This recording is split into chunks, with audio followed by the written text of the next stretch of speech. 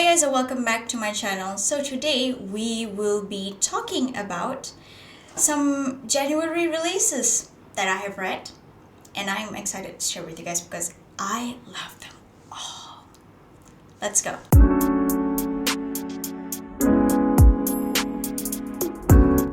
Okay, so I know that this is long overdue. This is like March already, but I have been unwell this past few weeks. I have been busy with family commitments and then I've experienced some allergies that made me unfit for recording. So I'm just like, let's take this break. But I've decided to do this also because I have spent all those times writing those notes and I'm not about to waste it. I have a lot of January releases on my list.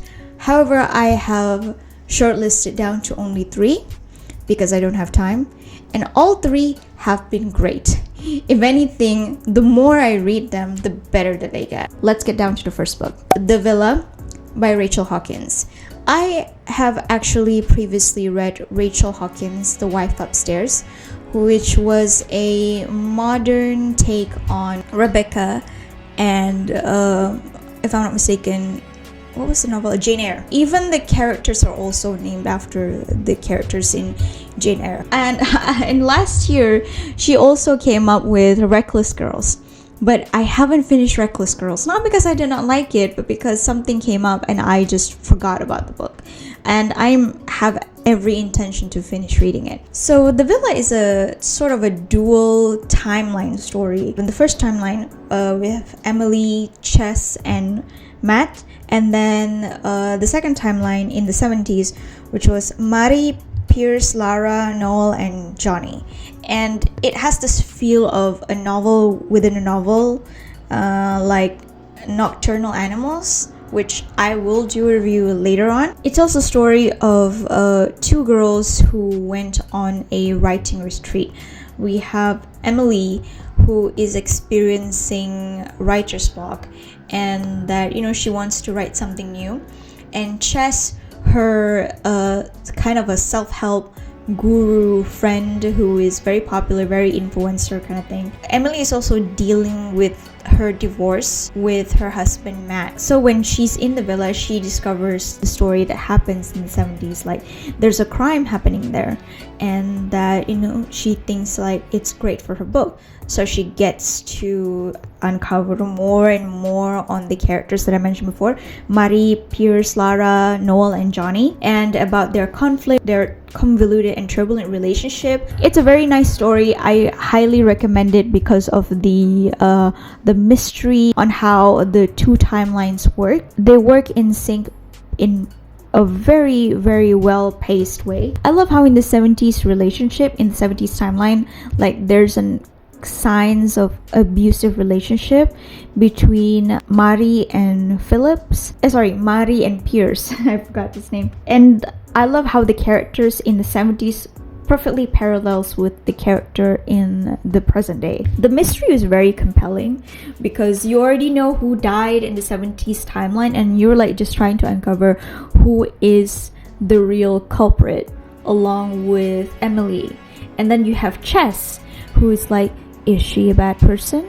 Is she not? Like you're questioning her integrity, because you're seeing everything from Emily's perspective. So you'll be like, oh, Chess must be up to no good. The mystery was also sprinkled through various epistolic accounts like lyrics or novels, excerpts, and podcasts. I honestly feel like Chess is kind of a biatch a bit. I don't want to spoil the ending to you because I think this book deserves to be experienced totally blind. It's basically about how the cost of art is blood and tears.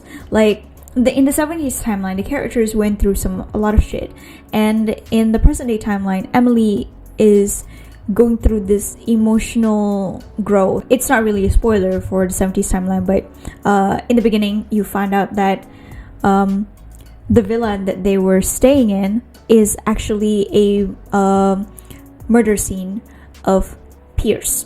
So you already know beforehand earlier that Pierce is gonna die in the 70s. The question is how he died and who killed him. It reminds me a little bit of Sarah Alderson, The Weekend Away, Except that I think this is actually better. If you're smart, you probably can guess the twist, but I don't think a plot twists have to be super smart and super intelligent. I just think that they have to be well executed. If you sprinkle the right amount of clues for your reader and your reader guessed it, that just makes you a good writer.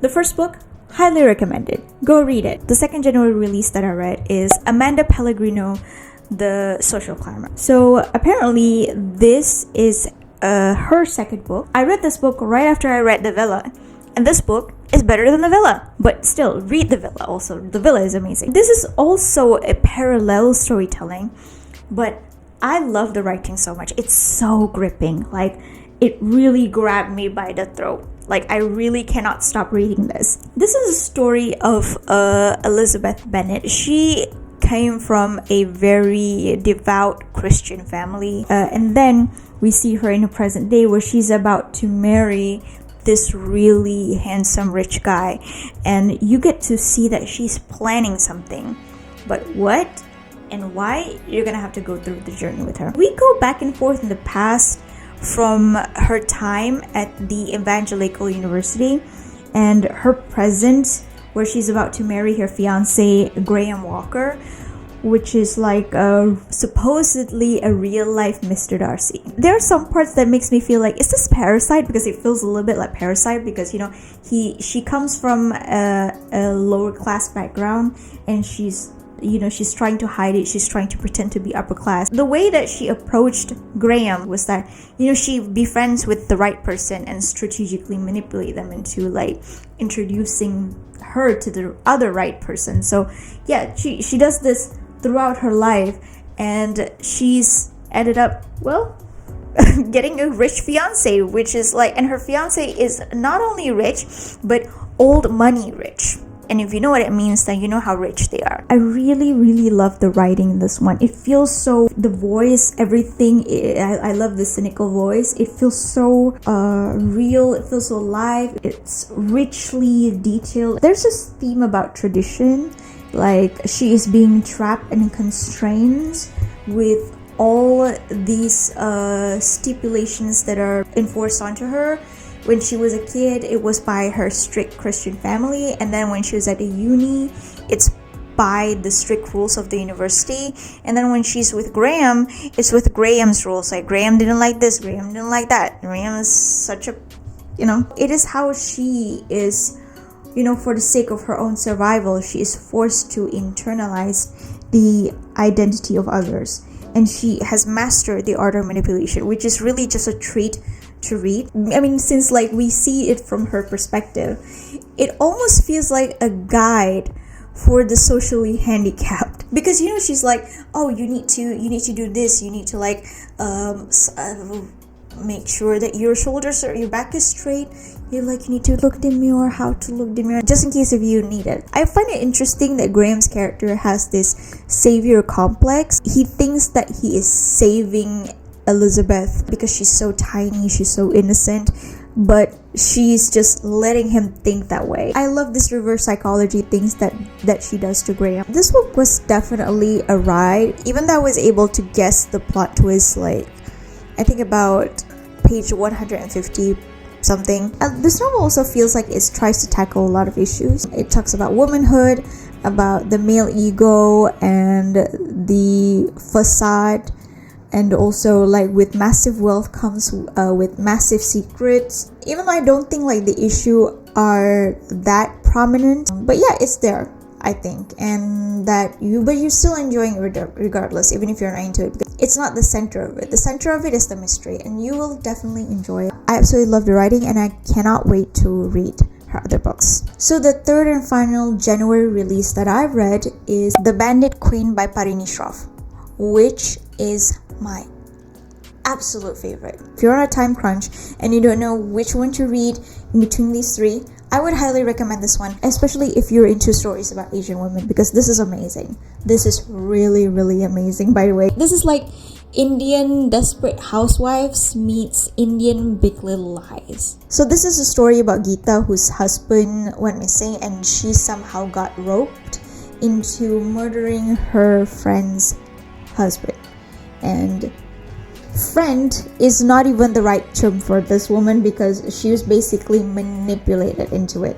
Don't worry, that is not a plot twist. It's actually like a revelation quite early on in the story. This is a story about feminism and female empowerment.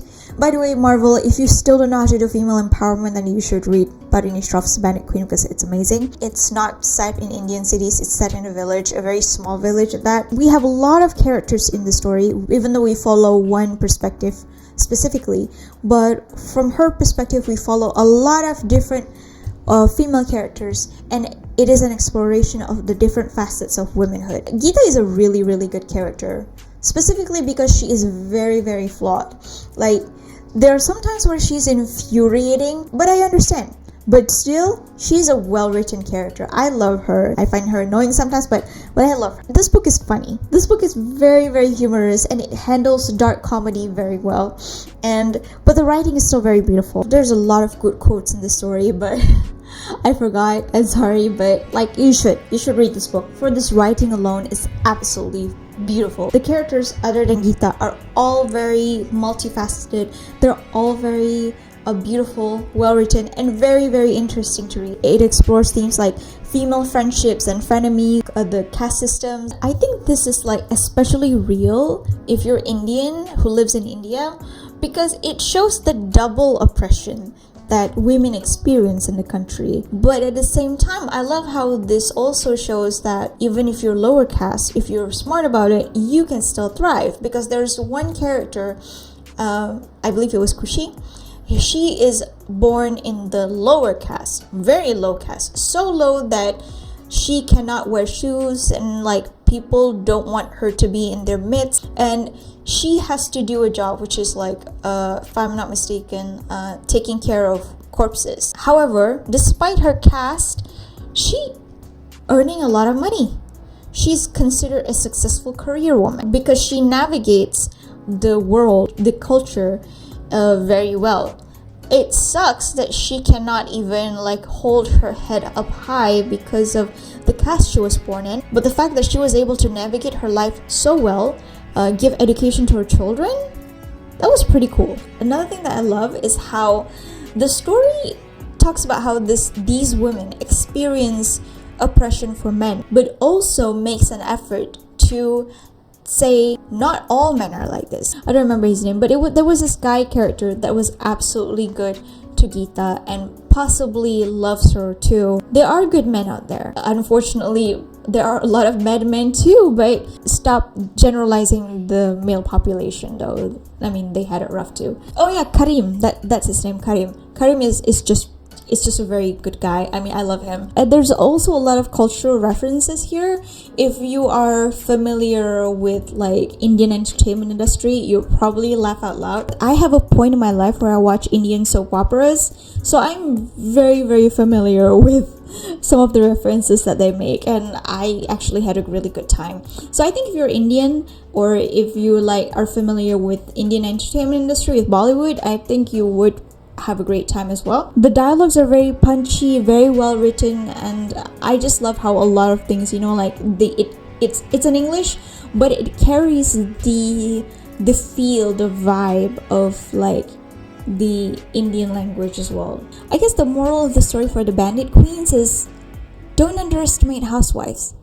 They might just kill you. Okay, so those are the 3 January releases that I have read. I haven't read any February releases yet, but I have shortlisted them and I can't wait to start reading them and make a video for you guys. So thank you guys so much for watching, and I will see you guys in the next one. Bye bye.